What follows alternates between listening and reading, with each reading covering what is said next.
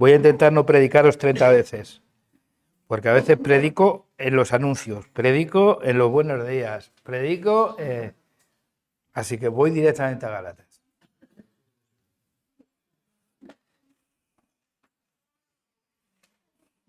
Gálatas capítulo 6, versículos 9 y 10. No nos cansemos de hacer el bien, ya que si no desfallecemos, a su tiempo recogeremos la cosecha. En una palabra, aprovechemos cualquier oportunidad para hacer el bien a todos, y especialmente a los hermanos de la fe. Cuando, claro, después de leer esto, yo no sé vosotros lo que está suponiendo Gálatas para vosotros. Yo os puedo decir que para mí es como un renacer. Y me lo pone muy difícil, Gálatas, mantener ciertos hábitos y ciertas conductas que durante mucho tiempo pues uno ha tenido en la iglesia, ¿no? Yo esta mañana estaba meditando en esta escritura y temprano y he terminado sintiéndome mal conmigo mismo y sintiéndome muy orgulloso de Dios. Es compatible esos sentimientos. Mal porque no dejo de querer tener el control de mi salvación y porque no dejo de querer tener incluso el control de mi relación con Dios. Porque en el fondo no me termino de fiar plenamente de Él. Esa es la verdad. Uno no pone en las manos de Dios las cosas porque no se fía de Él. Podemos adornarlo, podemos ponerle lacitos, espiritualizarlo, pero en cierta medida yo me sentía y he terminado llorando esta mañana un buen rato y he hecho cosas que tenía que haber consultado con mi mujer y ha sido una mañana calentita. Y de hecho luego he venido aquí y he seguido caliente, ¿no? Y Daniel es testigo de ello. Muy decepcionado con la sociedad, con el sistema y con todo. Y no es achacable realmente a ningún tipo de ideología, porque la ideología hace tiempo que me desencanta porque no es pura, ni es simplemente una coartada para estar en el poder. Y al final uno no termina creyendo, termina demasiado descreído, ¿no? Pero el riesgo de ser un descreído es que puedes convertirte en un cínico, ¿no? Y tampoco es bueno para nadie. Entonces, estaba en esa lucha y estaba precisamente pensando en esto, ¿no? Como sabéis, hemos estado hablando del libro de Gálatas, ya le queda menos. Dani se fía de Dios, pero no de mí. Yo digo que me quedan un par de domingos, él dice 3 o 4, ¿no? Vale, pero bueno, en cualquier caso, estaba pensando en lo último que estuvimos hablando acerca del engaño, ¿no? El engaño sobre lo que nosotros pensamos acerca de nosotros mismos, que nos lleva incluso a tener una idea equivocada de Dios y sobre todo que se traduce en una poca vocación de servicio en lo que hacemos, ¿no? En cuanto al otro. Y luego, bueno, pues esa idea que podemos tener equivocada de Dios nos puede llevar a pensar que pues, Dios puede ser como nosotros, puede ser como mi jefe engañado o como mi vecino. Puedo mantener una vida de puertas para afuera de casa y luego ser otro distinto de puertas para adentro. O sea, que a Dios se le puede burlar. Y entonces el apóstol Pablo dice, oye, no os engañéis, Dios no es como vosotros, simplemente. Podría haberlo dicho así. Y Isaías lo dijo, sus caminos no son nuestros caminos, ni sus pensamientos son nuestros pensamientos. Hay una gran distancia entre el pensamiento de Dios y el pensamiento humano, y aunque a veces a Dios le tratamos de vestir con ropas nuestras, humanas, le queremos hacer muy semejante a nosotros, le queremos hacer de los nuestros también, pues evidentemente lo cierto es que Dios no es como nosotros. Y gracias a Dios, porque no es como nosotros. Entonces, Dios no puede ser engañado, o sea que Dios sabe quién somos. Por tanto, vale, pues rindámonos ante la evidencia de que Dios nos conoce perfectamente y aún así nos ama. ¿Vale? Y eso es contundente, ¿no? O sea, Dios no se avergüenza de nosotros, Dios nos ama. Y luego viene seguidamente lo de que el que siembra para la carne, de la carne va a cosechar corrupción, ¿no? Y estuvimos hablando acerca de lo que significa sembrar en la carne en términos generales, aplicable a toda la humanidad, como es el hecho de sembrar acciones de pecado, ¿no? De aquellas cosas, hacer esas cosas que están mal delante de Dios y que al final traen una cosecha sobre nuestra propia vida. Pero que incluso en el contexto de Gálatas podíamos pensar que más acertadamente y que tiene más sentido por todo lo que tiene que ver con el pensamiento central del libro, pensar que cuando estamos sembrando en la carne es cuando tratamos de salvarnos a nosotros mismos por nuestras propias fuerzas, en nuestro esfuerzo humano, en nuestra carne. Y que eso también trae corrupción. Y que eso también trae mucha corrupción. Y es verdad, yo lo he estado pensando esta semana y la mayoría de los problemas que surgen en comunidades, en nuestra propia vida, tiene que ver porque nos empeñamos en redimirnos a nosotros mismos. Y a veces en ese redimirnos a nosotros mismos tienen que caer muchas cabezas. Es injusto, pero es así. Pablo, dicho eso, nos invita a que sembremos para el Espíritu. Y yo me he hecho la pregunta, ¿qué es sembrar para el Espíritu? Porque yo me imagino que como yo, tú tendrás una idea de lo que significa para ti sembrar para el Espíritu. Decid cosas que sean para sembrar para el Espíritu. Hoy, venir a esta reunión puede ser sembrar para el Espíritu. Tener paciencia. Con el pastor, sobre todo. No, tener paciencia. Sí, eso es un fruto del Espíritu. Pero sembrar es una acción. Hombre, eso es que viene después. No vale hacer trampas. Estoy diciendo lo que tú has asumido hasta ahora por sembrar para el Espíritu. Porque yo sembrar para el Espíritu siempre me lo han asociado a evangelizar, a discipular, a ofrendar, a asistir a la iglesia, a obedecer al pastor y a tratar de llevarme bien con los hermanos y no ser un punto de discordia. Soportándonos unos a otros, como dice la Escritura. Siempre he pensado que sembrar para... Y todo lo que se sale de ahí, pues aplico Efesios capítulo 2. No somos salvos por obras para que nadie se gloríe. Eso se lo hemos aplicado directamente a la confesión mayoritaria católica, ¿no? Porque tiene grandes obras sociales. Para justificar que nosotros, eso de hacer el bien está por verse. Pero eso sí, somos más espirituales que ellos, ¿eh?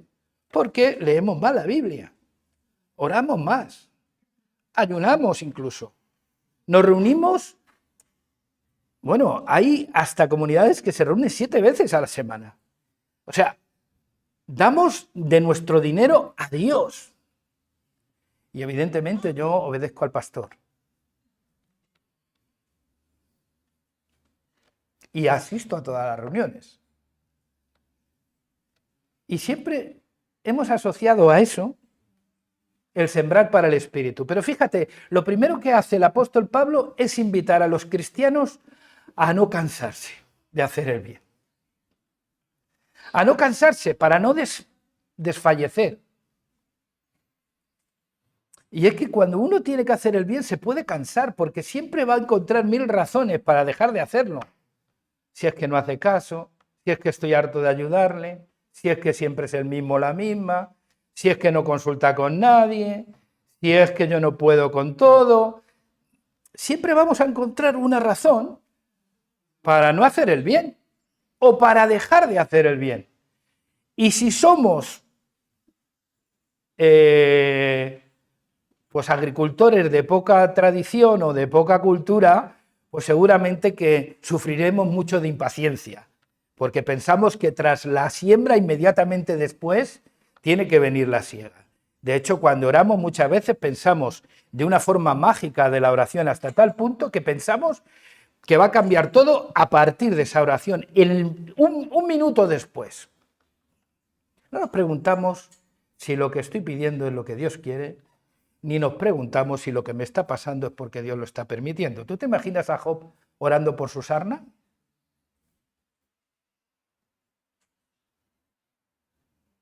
¿Sí? ¿Te lo imaginas? Yo sí me lo imagino, porque era como yo. Y él oraba por su sarna y no entendía por qué le estaba pasando lo que le estaba pasando. Pero Dios le sanó de su sarna. Jolín, no solo no le sanó de su sarna, se le mueren los hijos y se le queda la única que está en su contra, su mujer. Esa que le dice al final, no es aplicable a los matrimonios, a todos los matrimonios, ¿vale? Sé que se ofrece mucho este pasaje a la broma con la mujer, pero no es aplicable, ¿vale? Es una broma. Pero sí es verdad que la mujer le llega a decir, mira, maldice a tu Dios y muérete ya. O sea, de verle sufrir, ¿no? Mueren sus hijos, pierde su riqueza, pierde sus posesiones, y yo me lo imagino orando por todo eso. Y sin embargo, no solo no se produce el cambio inmediatamente, sino que le envía a sus amigos. Vale. Y aguanta 39 capítulos de amigos, ¿vale? A lo mejor para nosotros eso no lo podemos leer en 2 días, en 3 días, es poco tiempo. No sabemos el tiempo que pasó, pero el caso es que solo 1 hora con esa gente, pues mira lo que le pasó, le sacaron de sí. Empezó a hablar no como el hombre justo del que Dios hablaba, sino empezó a hablar como cualquier hombre común. Y sabéis que luego Dios tuvo que pedirle a Job que orara por sus amigos, para que nos los quitara de medio. Con esto, ¿qué quiero decir? Que muchas veces oramos como si fuese algo mágico, ¿no? Y ya decimos en el nombre de Jesús y ya tiene que ser sí o sí, ¿no? Como algo más. No hay magia en la oración. Si me quieres, si me permitís, existe la magia de un padre y un hijo que se quieren. Eso es una oración. Y que se hablan, y que se comunican, y que se relacionan. Esa magia, sí. Pero otra, no existe. No quiero cansaros con el tema, pero la primera invitación es que es a no cansarnos, no de orar ni de venir a las reuniones, no, a no cansarnos de hacer el bien. Porque hacer el bien sin esperar nada a cambio no es fácil, ¿vale? Todo el bien que hagamos, lo dice la Biblia, depende de Dios. Él preparó todo de antemano para que cumpliéramos en esas cosas. Las obras que Él preparó. No somos salvos por obras, para que nadie se gloríe, pero sí Dios ha preparado obras, sí para buenas obras, que Dios ha preparado de antemano. O sea, que Dios nos salvó para que pudiésemos obrar bien. Y obrar bien, queridos, no es espiritualizarlo todo, es ser una buena gente, de verdad. ¿Sabéis? Que hace las cosas no solo bien, sino con buenos motivos. Y que lo hace no haciendo acepción de personas, sino a todos. ¿Y cuándo? Como dice la Biblia, cuando hay oportunidad. ¿Y a quiénes? A todos, y en especial a los de la familia, de la fe. Yo, cuando he leído esto, sé que nos cansamos fácilmente, pero sobre todo es porque ponemos demasiada expectativa en aquello que hacemos. Esperamos demasiado recibir. ¿Os acordáis de aquella parábola que Jesús dijo a sus discípulos? Cuando invitéis a alguien a comer, no invitéis al que os puede devolver, ¿no? Id a por los que no tienen. O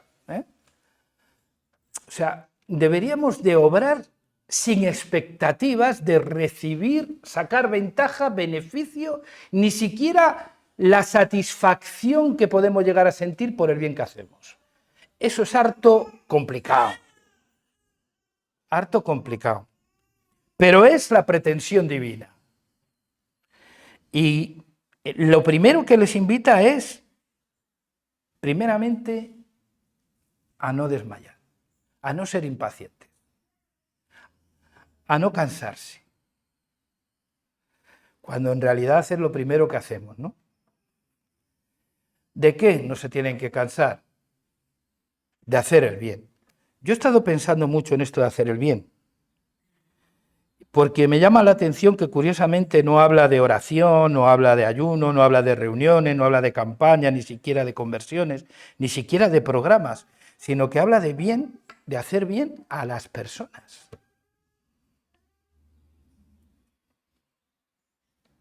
¿Qué te parece eso? Hacer bien a la gente. Y yo me he preguntado, bueno, y esto tiene que ver realmente con la gran comisión que Jesús nos encargó. ¿Tiene algún sentido? Porque claro, cuando Jesús habla de la gran comisión, habla de ir y hacer discípulos, ir y predicar el evangelio. Parece que solo hay que hacer eso, ¿no?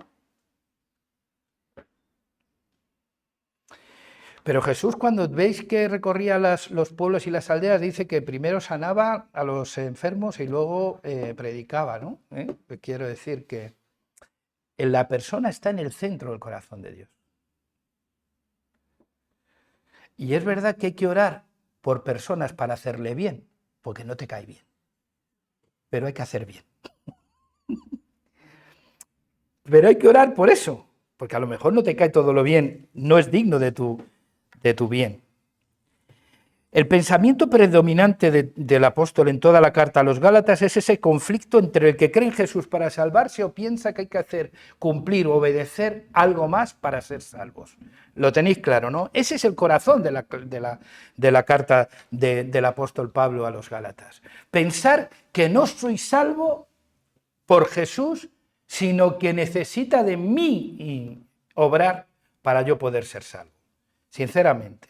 ¿Tú no has creído nunca eso?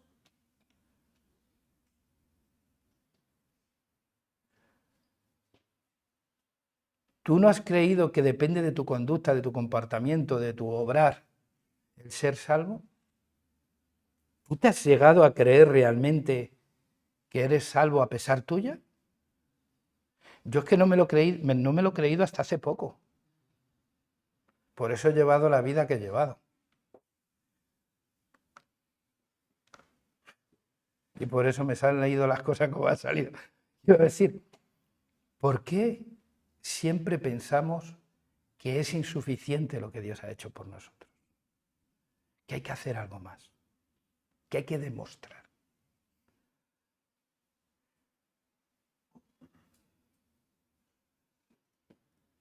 Es que detrás de mucho de lo que hacemos está esa necesidad de tratar de demostrar o de ganar la aprobación de. Y tú dices, bueno, pero Carlos, ¿me estás diciendo que soy salvo sin hacer nada? Sí, te lo estoy diciendo. Lo digo y lo mantengo. Y voy a la cárcel por ello.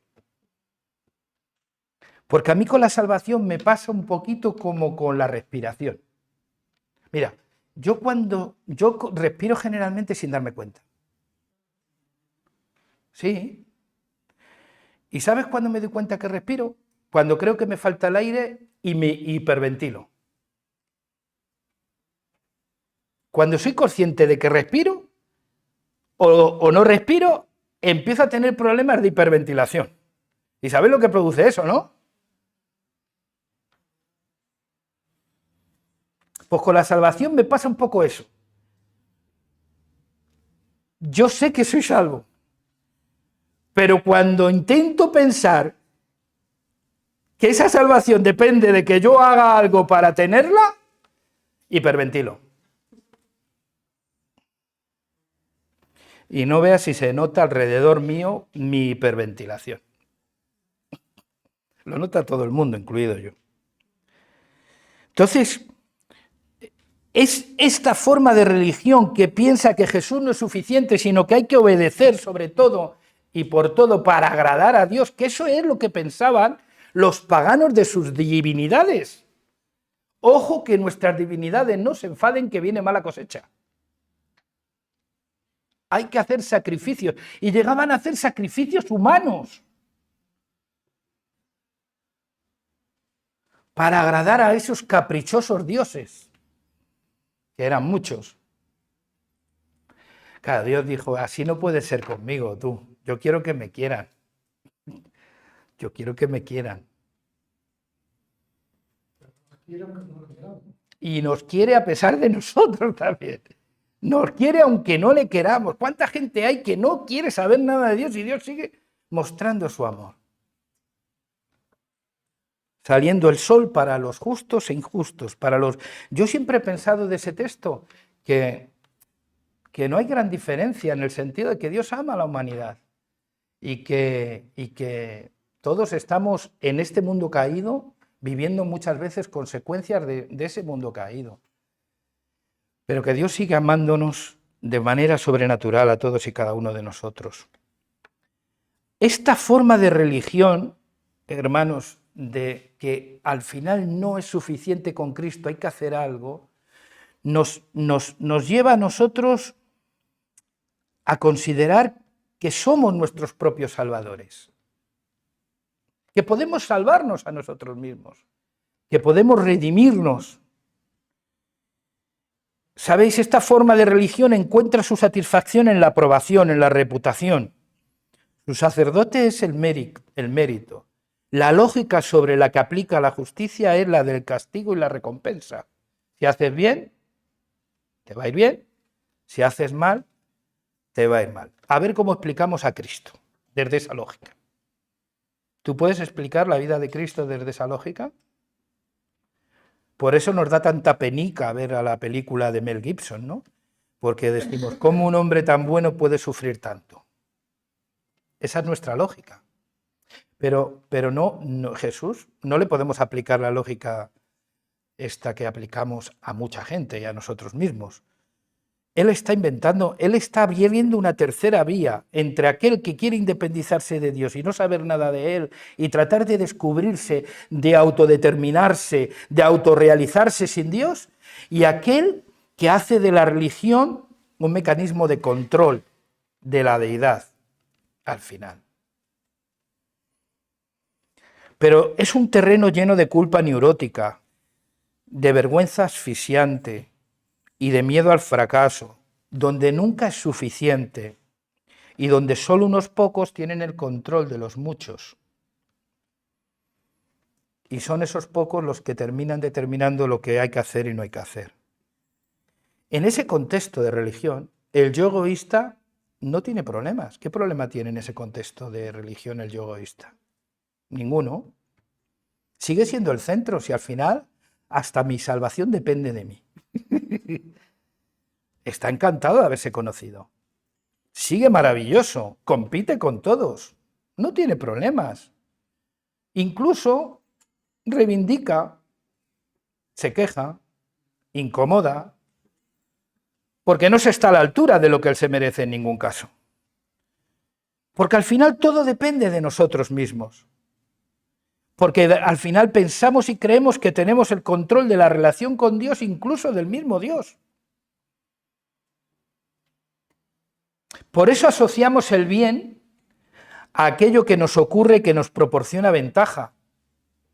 Yo no he visto ningún testimonio, llevo años en la iglesia, que digan, hermanos, gloria a Dios, me han echado del trabajo. Por decir algo.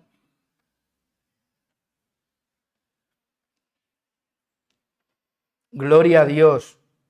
Este poco he tenido una enfermedad que me ha hecho sentir que me hace sentir lo que soy, como una neblina. Y os necesito. No, todos los testimonios es tratar de atribuirle a Dios todo lo bueno que nos pasa y no contar nada de lo malo que nos pasa. Y sinceramente, nos pasan cosas malas de verdad y otras que hacemos, pero no las contamos. Porque en nuestro sentido de justicia el problema no es hacer el mal, es que no te pillen. Entonces, eso es así. Entonces yo estaba pensando en esto y digo, claro, es que en este tipo de religión, pues evidentemente el yo se siente absolutamente encantado y asocia el bien a lo que te proporciona ventaja, beneficio o incluso te satisface. Y el mal es todo aquello que te perjudica, te incomoda e impide tu propia realización personal. Pero sin embargo, si os dais cuenta, cuando el apóstol Pablo dice sembremos para el Espíritu, aparece en escena el aguafiestas. ¿Y quién es el aguafiestas? Es que Pablo no dice hazte el bien, sino está diciendo haz el bien a todos. Aparece el otro. El otro. El otro que es lo contrario a lo que tú eres. Sí, porque si no, no sería el otro, ¿no? Sería la mismidad. Y aunque hay mucha gente, eso decía un filósofo coreano, ha escrito mucho sobre ello, yo he leído algunas cosas muy interesantes, pero que a veces la mismidad es lo que tratamos de imponer a todo el mundo cuando le queremos hacer a nuestra imagen y semejanza, quiero decir. Y queremos y aceptamos en función de que nos refuerzan a nosotros mismos. En la aceptación del otro es una autoafirmación. ¿Por qué? Porque acepto al otro porque piensa como yo. Entonces ya no es el otro. Es la mismidad. Eres tú mismo en otro. Y en ese sentido yo creo que aparece el otro cuando hay que sembrar para el espíritu. Hay alguien al que hay que cambiar. Hasta ahora estábamos convencidos que ocupándonos de nosotros al 100% nos iba a ir bien. Y ahora aparece el Evangelio y te dice, no, haz el bien. Siembra para el espíritu. ¿Cómo? Piensa en el otro. ¿Qué os parece? Claro, eso lo cambia absolutamente todo. Porque claro, hacer bien para Dios es autocomplaciente, ¿o no? Jolín, Carlos, ni más ni menos, es capaz de hacer un favor a Dios, tú. De hacer algo para Dios. Madre mía. ¿Eso hincha el orgullo o no? Pero como decía el apóstol Juan, que era muy castellano él, y en el sentido del lenguaje, y decía, ¿cómo puedes amar a Dios? Explícamelo. ¿Cómo puedes amar a Dios al que no has visto nunca y aborrecer con el que compartes físicamente un asiento? O sea, que Dios tiene que ver con el otro. Ah, claro. Por eso se enfadaba en el Antiguo Testamento, ¿no? Cuando decía, cuidadme a las viudas, cuidadme a los pobres, cuidad del extranjero. ¿Os dais cuenta? Dios siempre está pensando en el otro. A veces hemos hecho un Dios tan particular que parece que Dios y yo somos la misma persona. Pues el Evangelio es esa tercera opción, donde el yo egoísta evidentemente tiene poco que hacer o casi nada. El eje cambia, ya no eres tú, sino es el otro, y el otro por excelencia es Dios, en principio, porque es el otro, piensa completamente distinto a mí. Y ya no somos nosotros, sino es el otro lo que importa. Si uno lee el Evangelio de Jesús, se da cuenta de que es esa realidad la que podemos ver en la encarnación. Filipenses capítulo 2, versículo 5 en adelante. ¿Os acordáis? Haya en vosotros el sentir que hubo en Cristo Jesús, ¿no? Igual a Dios no estimó ser igual como cosa que aferrarse, sino que se despojó a sí mismo, tomando su forma de siervo, hecho semejante a Dios. En su condición de siervo, fue obediente hasta la muerte y muerte de cruz. Se humilló a sí mismo, fue obediente hasta la muerte y muerte de cruz.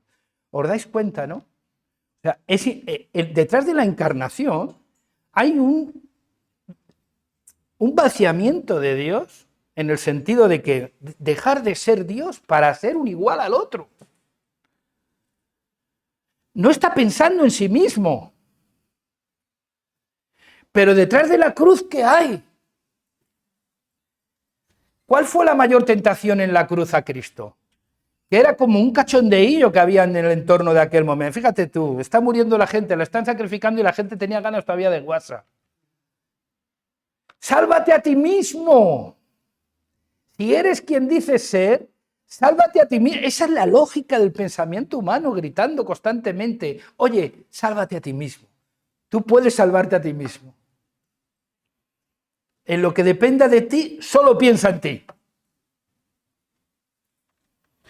Y eso es, detrás de la encarnación, detrás de la cruz de Cristo, que tanto avergüenza y confronta a la humanidad, lo que hay realmente es una negación absoluta, una negación a sí mismo. Y yo cuando me hablan de la moral, de lo que hay que hacer y no hay que hacer cuando es cristiano, yo digo, yo solo veo un requerimiento en el Evangelio de Cristo. El que quiera seguirme,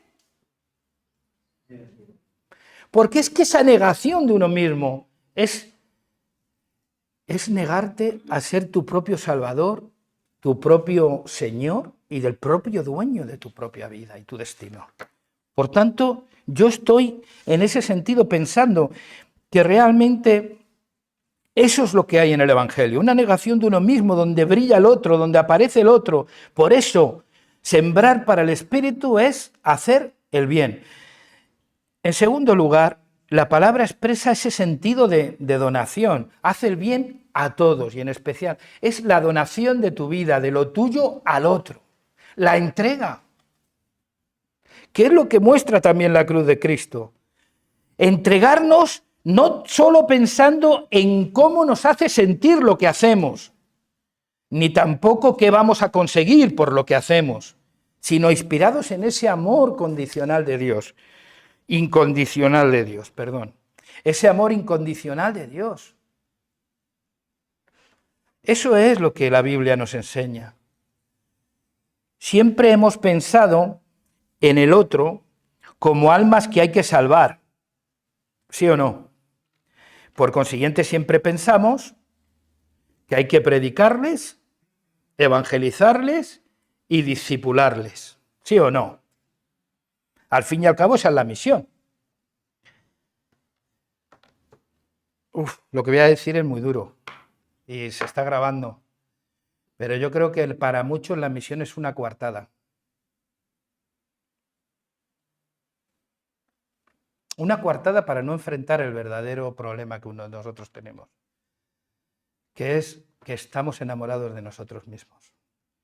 Y que evangelizando y discipulando puedo seguir enamorado de mí mismo. Pero dándome y dándolo todo por el otro,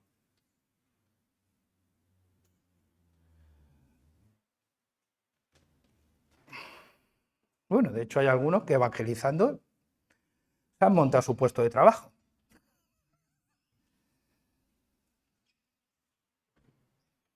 Y algunos unos chiringuitos que no veas. Con la coartada de... En realidad, no evangelizamos para dar. Muchas veces evangelizamos para recibir.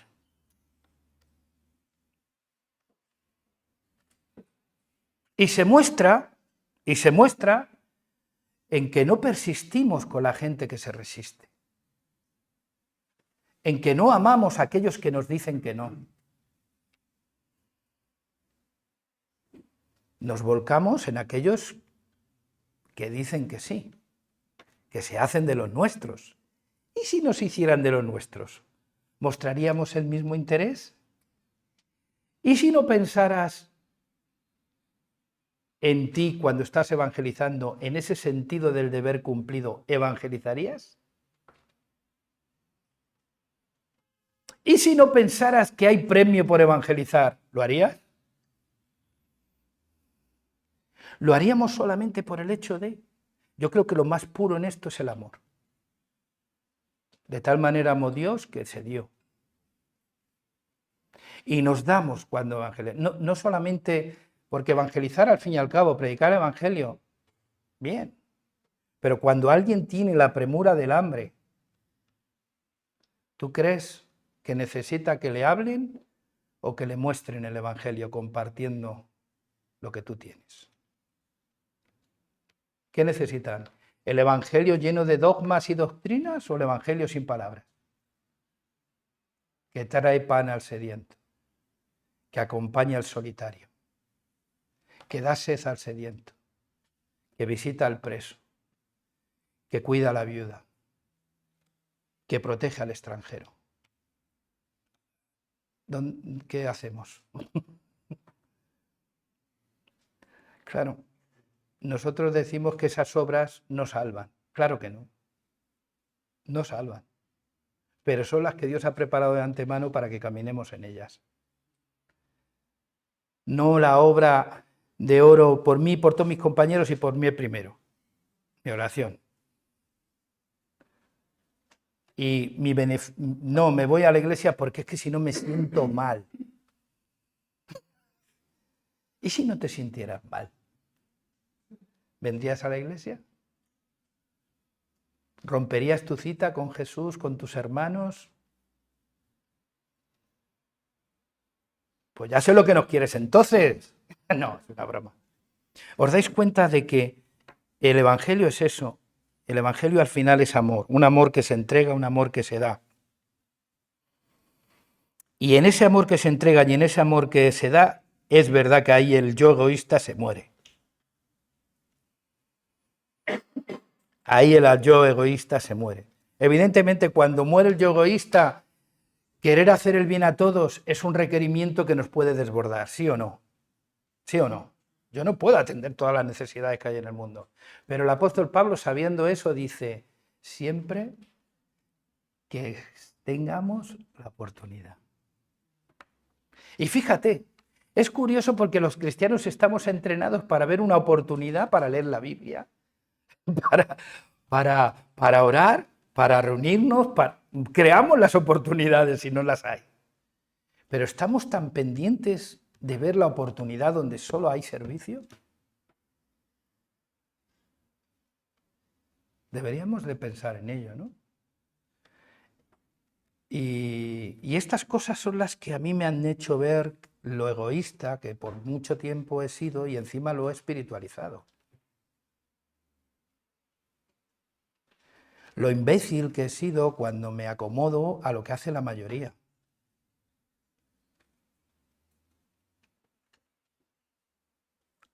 Yo creo que Dios nos llama a ser suyos y para Él. Y eso implica que el camino no está en tu egoísmo, sino en el otro, en el que piensa de forma distinta a ti. Siempre que tengamos oportunidad. Yo sé que, bueno, que pues las oportunidades a veces son difíciles de detectar. Pero sabemos cuando Dios nos está dando una oportunidad. Aunque nos resistamos, sabemos cuando Dios nos está dando una oportunidad. Sabemos también que la necesidad está más cerca de nosotros de lo que pensamos. Que muchas veces surge la oportunidad. Que no tiene un rostro concreto, pero que está ahí. Y que muchas veces esa oportunidad pasa inadvertida en el mundo del espectáculo, de las luces y tal, pero que está ahí. Que Dios nos ayude a tener sensibilidad para ver la oportunidad que Dios nos da cada día de poder hacer el bien.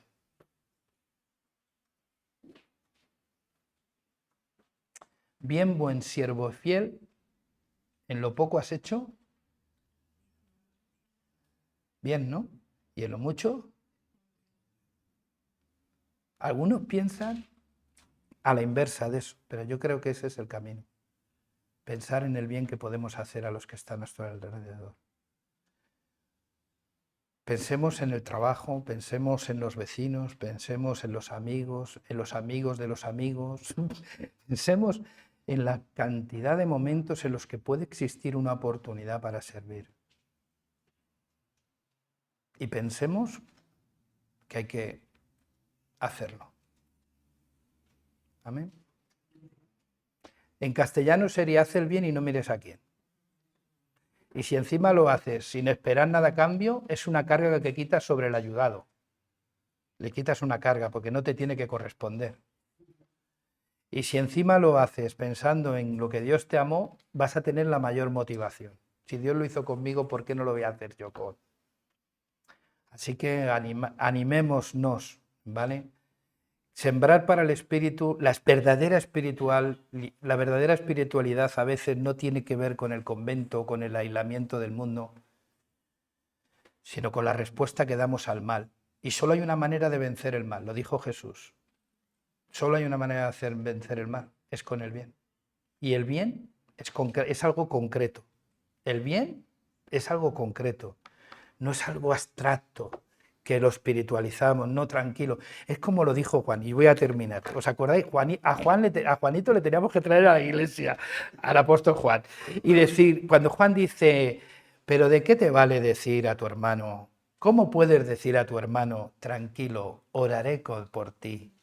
Cuando ves que tiene necesidad de bienes materiales que tú puedes darle y te conformas solo con decir, oraré por ti. A mí me cabrea mucho eso, desde hace años. Por eso me habréis oído mucho que cuando alguien dice, orad por mí, yo siempre digo, ¿y se puede hacer algo más que orar? Porque para mí la oración se ha convertido en la gran coartada y en la gran excusa. Y desde que lo vi en Moisés, ¿sabes? Cuando Dios le dijo, levanta tu vara y abre el mar rojo, divide el mar. Claro, era ponerse en evidencia, ¿sí o no? ¿Y si nos abre el mar? ¿Cómo voy a quedar yo? ¿Qué van a decir? Y luego quieres que lidere al pueblo, pues puedo quedar fatal. Y él dice, no te preocupes, voy a orar para que Dios me hable. Pero vamos a ver si te acaba de hablar, muchacho. Y no hay así, no es. Voy a hablar para que Dios me hable cómo evangelizar al vecino que llevo 30 años viviendo cerca de él y todavía no sabe ni quién soy. No ores, hombre, llama a la puerta ya de una vez, si no te importa. ¿Me entendéis? Que muchas veces decir que voy a orar por ti es como decir nada. Y es lo que está denunciando el apóstol Juan cuando dice, no puedes decir que amas a tu hermano, vale, y que tienes bienes de este mundo y él los necesita y no lo compartes con él y le dices, voy a orar por ti. Vuestro amor sea sin fingimiento y no sea de palabras, sino con hechos y en verdad. Oye, Juanito hablaba claro, ¿verdad? Porque no es romanticismo de lo que hablamos de cambiar realidades, de verdad, hombre. Y si yo puedo cambiar la realidad de una persona que no tiene para comer un día y le puedo invitar a comer, estoy cambiando su día, hombre. No os des cuenta de eso. Y lo del hambre es una anécdota, pero hay tanta gente ahora mismo por la que oramos, los suicidios de los jóvenes. Pues algo habrá que hacer, además de orar. ¿Sí o no? Pues tendremos que hacer algo en la medida de nuestra. Si Dios nos pone esa carga, ¿por qué no deberíamos de empezar haciendo algo, ¿no? Buscando la manera de poder ayudar en eso? O cualquier petición que hagamos, pues tendremos que empezar. Las peticiones muestran necesidades que están a nuestro alrededor y que debemos de aprender a dar respuesta. Bueno, ya está bien. Hasta aquí hemos llegado. Que Dios nos ayude, ¿vale? No lo toméis como un regaño, ¿vale? Simplemente es una manera de ver el Evangelio que a mí me está cambiando. Quiero decir, el Evangelio va de cambiar realidades. Y eso solo se hace de una manera. Y hay mucho mal, pero solo podemos vencer al mal de una manera, haciendo el bien. Vamos a orar y a dar gracias.